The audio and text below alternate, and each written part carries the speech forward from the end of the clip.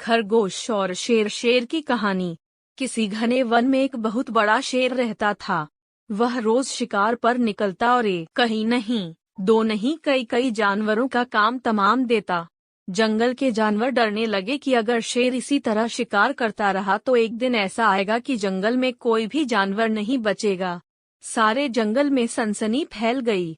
शेर को रोकने के लिए कोई न कोई उपाय करना जरूरी था। एक दिन जंगल के सारे जानवर इकट्ठा हुए और इस प्रश्न पर विचार करने लगे।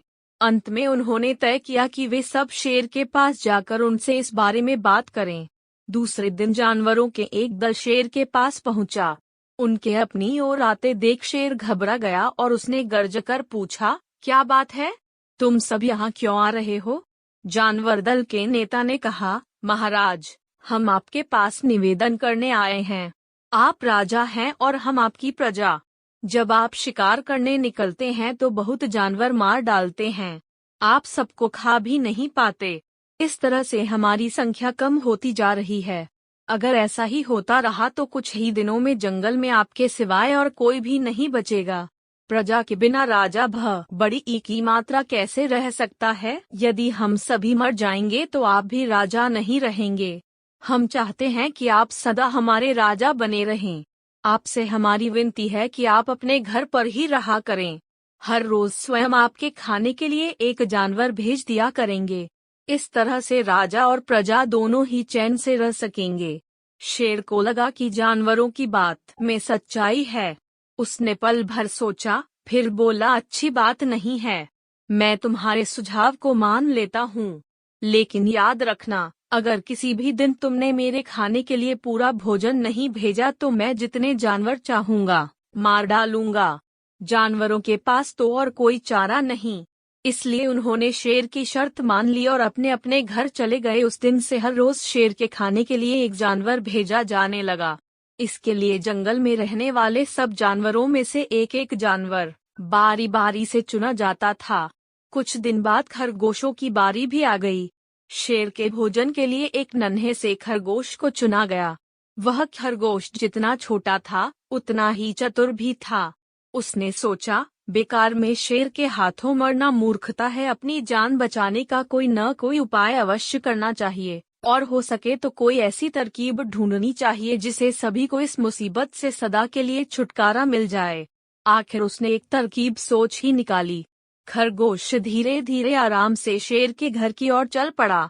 जब वह शेर के पास पहुंचा तो बहुत देर हो चुकी थी। भूख के मारे शेर का बुरा हाल हो रहा था। जब उसने सिर्फ एक छोटे से खरगोश को अपनी ओर आते देखा तो गुस्से से बौखला उठा और गर्ज कर बोला, किसने तुम्हें भेजा है? एक तो पिद्दी जैसे हो, दूसरे इतनी देर से आ रहे हो। जिन बेवकूफों ने तुम्हें भेजा है मैं उन सबको ठीक करूंगा। एक एक का काम तमाम न किया तो मेरा नाम भी शेर नहीं। नन्हे खरगोश ने आदर से जमीन तक झुककर, महाराज, अगर आप कृपा करके मेरी बात सुन लें तो मुझे या और जानवरों को दोष नहीं देंगे।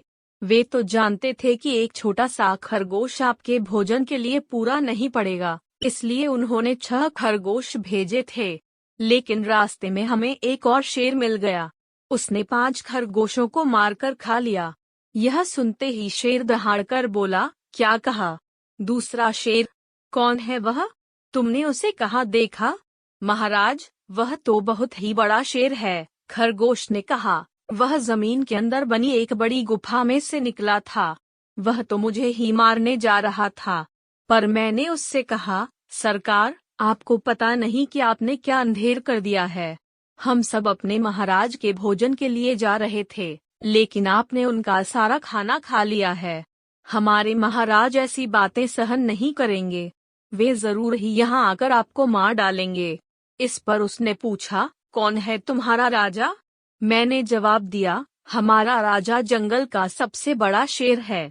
महाराज, मेरे ऐसा कहते ही वह गुस्से से लाल पीला होकर बोला, बेवकूफ, इस जंगल का राजा सिर्फ मैं हूँ। यहाँ सब जानवर मेरी प्रजा हैं। मैं उनके साथ जैसा चाहूँ वैसा कर सकता हूँ। जिस मूर्ख को तुम अपना राजा कहते हो उस चोर को मेरे सामने हाजिर करो। मैं उसे बताऊंगा कि असली राजा कौन है। महाराज इतना कहकर उस शेर ने आपको लिवाने के लिए मुझे यहाँ भेज दिया। खरगोश की बात सुनकर शेर को बड़ा गुस्सा आया और वह बार बार गर्जने लगा। उसकी भयानक गरज से सारा जंगल दहलने लगा। मुझे फौरन उस मूर्ख का पता बताओ, शेर ने दहाड़कर कहा। जब तक मैं उसे जान से न मार दूंगा मुझे चैन नहीं मिलेगा। बहुत अच्छा महाराज, खरगोश ने कहा, मौत ही उस दुष्ट की सजा है। अगर मैं और बड़ा और मजबूत होता तो मैं खुद ही उसके टुकड़े टुकड़े कर देता।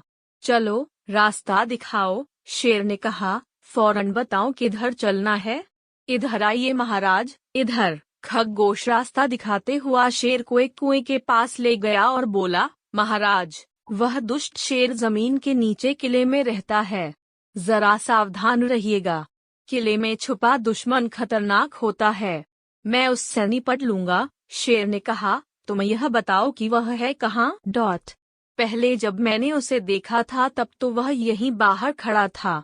लगता है आपको आता देखकर वह किले में घुस गया। आइए मैं आपको दिखाता हूँ।